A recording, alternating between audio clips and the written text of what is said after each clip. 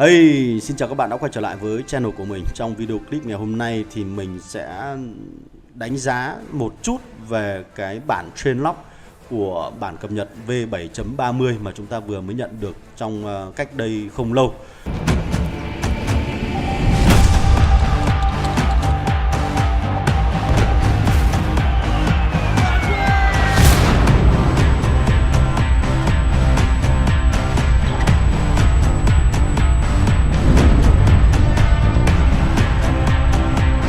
Thì cụ thể tất cả các thông tin liên quan đến bản cập nhật 7.30 chúng ta có thể mở ở phần thư và chúng ta sẽ đọc thêm ở trong đó.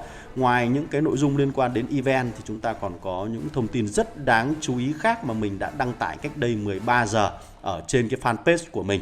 Thì tiện đây mình giới thiệu với anh em cái fanpage này để anh em có thể follow và trao đổi cũng như là giao lưu với mình ở trên Facebook nhé. Bởi vì là mình thấy anh em ít dùng Discord, cho nên là khi mà anh em tham gia vào Discord cảm giác là nó khó giao tiếp hơn. Rồi, quay trở lại nội dung chính của video clip này, đó chính là có 3 cái vấn đề mà chúng ta có thể thấy nó đáng chú ý ở trong cái bản cập nhật này. Cái đầu tiên mà mình đưa ra đấy chính là các cái công nghệ trong lãnh thổ liên minh nó sẽ không bị áp đặt cái giới hạn mức sàn chênh lệch nữa. Ngày xưa thì mới đầu tung ra cái phần áp mức chênh lệch này thì nhà phát hành nó áp dụng cho tất cả các loại kháng và sát thương của tất cả các loại. Sau đó thì nhiều người chơi người ta ý kiến là bây giờ sĩ quan nâng cấp lên thì nâng cấp xong lại không được kháng cái gì thì không được lợi bất kỳ một cái vấn đề gì thì còn nâng cấp sĩ quan làm gì nữa. Đó, thì ở bản 7.20 là nhà phát hành đã bỏ đi cái phần các cái tác động liên quan đến kỹ năng của sĩ quan. Còn đến bản 7.30 thì tiếp tục bỏ thêm các tác động liên quan đến cái nghiên cứu của lãnh thổ liên minh, tức là các cây công nghệ của liên minh thì nó cũng có cộng thêm sát thương và kháng sát thương. Thì những cái sát thương và kháng sát thương này nó không bị tác động bởi cái mức sàn 50% ở trong bản cập nhật trước nữa. Rồi, cái trường hợp thứ hai là cái tường 300, tường thành kiên cố lên đến level 300 và chúng ta sẽ có được thêm là 150 triệu HP cái độ bền của tường thành, đồng thời có thêm được 12,5% cái kháng của sát thương của tường thành và kháng sát thương đối với bomber, đối với máy bay ném bom. Điều này có nghĩa rằng là cái tường thành của chúng ta nó sẽ cứng cáp hơn và nó có khả năng để giải quyết cái câu chuyện là các boss bây giờ không còn cái gì để nâng cấp nữa thì nhà phát hành đầu tư cho boss cái phần tường thành. Còn anh em nông dân cày chay như chúng ta thì liệu rằng được một mốc tường level 200 đến thời điểm hiện tại cũng chắc là quá khó. Ok. Rồi, còn một cái thông tin nữa mà rất đáng chú ý đối với chúng ta, đó chính là hiện sau này chúng ta sẽ có khả năng nhận được tất cả những cái phần thưởng từ dương của hắc quạ rơi ra ở trên bản đồ bằng một cái nút bấm thôi. Và anh em cũng có thể chúng ta tác động bởi cái cần gạt này là chúng ta cần nhận bao nhiêu cái dương một lúc. Và với mỗi mốc thì nó sẽ tính toán cho chúng ta cái lượng năng lượng mà bạn cần. Thì nhiệm vụ của chúng ta là phải tiêu tốn đúng đủ cái lượng năng lượng này thì chúng ta sẽ nhận được toàn bộ những cái vật phẩm ở trong thư của chúng ta. Thì đây là một trong số những cái thay đổi rất nhỏ thôi nhưng mà nó đem lại cho cộng đồng người chơi Warpath của chúng ta cái sự tiện ích rất là lớn. Được chưa?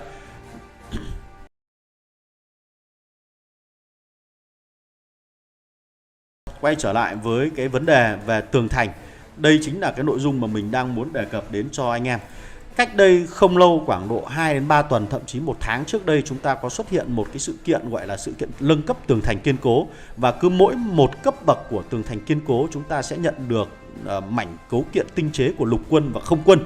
Thì tối đa là chúng ta có thể nâng cấp được 10 cấp bậc để lấy ra được 10 cái phần quà như vậy, đúng không ạ? Chúng ta nhớ có cái sự kiện đó, đúng không? Thế thì mục tiêu của sự kiện đó là gì? Để đem đến cho người chơi cái động lực để nâng cấp cái tường thành kiên cố. Tại sao lại như vậy? Là bởi vì ở những cái máy chủ mà đạt 180 ngày trở lên thì các đơn vị hiện đại nó đang mức là overpower quá. Thế thành ra là căn cứ của người chơi chúng ta sẽ không thể nào đáp ứng nổi cái sự phá hoại của các đơn vị hiện đại. Thế nên là nhà phát hành mới đưa ra một cái event là để thúc ép người chơi chúng ta nâng cấp cái tường thành này. Thế thì cái này nó có một cái hệ quả kéo theo mà mình đã có một cái bài viết phân tích chi tiết từ trước đó rồi. Là một khi cái tường thành kiên cố này nó được thúc đẩy lên thì người chơi người ta sẽ đầu tư vào cái tường thành này nhiều hơn. Và một khi cái tường thành này nó đã cứng hơn thì chúng ta sẽ có đầu tư thêm về quân đội. Bởi vì cái tư duy logic bình thường đấy là gì? Cái căn cứ của anh nó yếu, và bây giờ một khi anh đầu tư vào căn cứ thì nhiều người chơi sẽ có xu hướng đầu tư thiên hướng vào phòng thủ. Đó, cho nên là kết hợp với cái việc là ra mắt các sĩ quan gần đây có khả năng chuyên về phòng thủ rất là lớn. Ví dụ như là những sĩ quan có thể tăng kháng của căn cứ, hoặc là những sĩ quan có thể cho thêm các cái phần kháng sát thương của căn cứ của chúng ta. Đó, những sĩ quan ở đây nếu như bạn có để ý nó đều có một đâu đó liên quan đến cái phần kháng sát thương của căn cứ của chúng ta rất là lớn. Đó là gì? Nhà phát hành đang có ngụ ý cho chúng ta rằng là sau này sẽ tới là tường thành của những người chơi nó sẽ cứng cáp hơn. Cứng từ cái việc là người chơi nâng cấp tường thành kiên cố, cứng từ việc người chơi đầu tư vào các sĩ quan có khả năng phòng thủ, và cứng từ việc là người chơi đầu tư vào các cái đơn vị mà có khả năng phòng thủ, ví dụ như là đơn vị pháo chống tăng. Được chưa?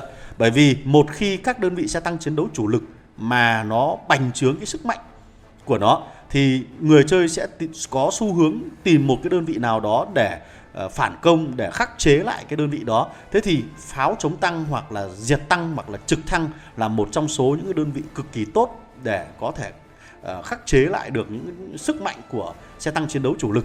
Thế thì tương lai của đơn vị pháo chống tăng nó sẽ được quay trở lại, ít nhất là trong cái thời gian gần đây, gần tới nữa là chúng ta sẽ thấy một cái sự chuyển biến cực kỳ rõ rệt, là hầu hết là tất cả những người chơi sẽ đầu tư vào những cái đơn vị này.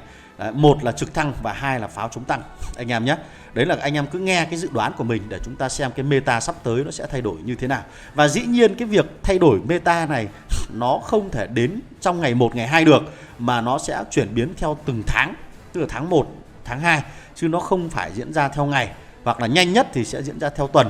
Và sắp tới nữa chúng ta sẽ có một cái bản cập nhật liên quan đến khả năng phòng không của pháo chống tăng.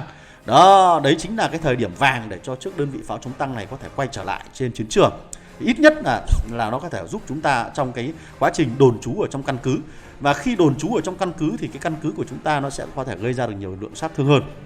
Rồi, thế thì bây giờ cái xu hướng meta nó là như vậy, thì sắp tới là những đơn vị xe tăng chiến đấu chủ lực nó sẽ bị hạn chế cái sức mạnh đi rất là nhiều. Bởi vì ai cũng thủ nhà bằng pháo chống tăng, cũng thủ nhà bằng trực thăng, thì cái độ bền của đơn vị xe tăng chiến đấu chủ lực nó sẽ không còn khỏe, nó không còn đủ cứng cáp để có thể đốt được một căn cứ tầm 200 đến 200 triệu người lực chiến nữa, đúng không ạ? Nó không còn cái chuyện đó nữa. Thế thì sau này chúng ta sẽ lại kéo theo là gì? Sau này cái đơn vị cần có sức chịu đựng lớn nhất để có thể chịu đựng được sát thương từ tường thành, từ căn cứ của người chơi gây ra. Đấy là gì? Đấy là đơn vị SH, đơn vị xe tăng hạng siêu nặng. Thì khi đó xe tăng hạng siêu nặng và cái cặp bài là gì? Xe tăng hạng siêu nặng cộng với pháo sẽ lại quay trở lại chiến trường. Và điển hình nhất là bây giờ anh em có thể xem lại cái chiến trường của S14 và S19. Họ sử dụng pháo rất là nhiều, và muốn sử dụng pháo đạt được hiệu quả cao thì cái đơn vị chống chịu cho pháo nó phải là có thời gian tồn tại là lâu nhất có thể. Thì SH sẽ là một trong số những cái đơn vị mà xứng đáng để chúng ta có thể thay thế cho xe tăng chiến đấu chủ lực. Tuy nhiên một cái nhược điểm chí mạng của cái con SH đấy là gì? Đó chính là khả năng huấn luyện lại của SH nó rất là lâu. Nó lâu hơn rất nhiều so với đơn vị xe tăng chiến đấu chủ lực. Tuy nhiên là chúng ta cũng có thể khắc phục lại được cái nhược điểm này bằng cái kỹ năng của cái sĩ quan giảng viên thét ra lửa, đúng không? Chúng ta có thể học cái kỹ năng này để có thể có tăng tốc độ huấn luyện của binh đoàn lên. Nó mặc dù nó chỉ có 10% thôi, nhưng nó sẽ giúp chúng ta cải thiện được hơn rất là nhiều so với ngày xưa. Ok, thì đây là một trong số những cái mục tiêu chính mà video này mình muốn truyền đạt đến cho tất cả anh em, là meta sắp tới, tương lai nó sẽ thay đổi khi cập nhật tường của level 300. Đến lúc đó boss nó sẽ càng ngày càng cứng hơn, và việc phòng tấn công các đơn vị căn cứ của boss bằng các đơn vị xe tăng chiến đấu chủ lực và trực thăng nó sẽ không còn cái tình cảnh đấy nữa, mà bắt buộc phải sử dụng pháo.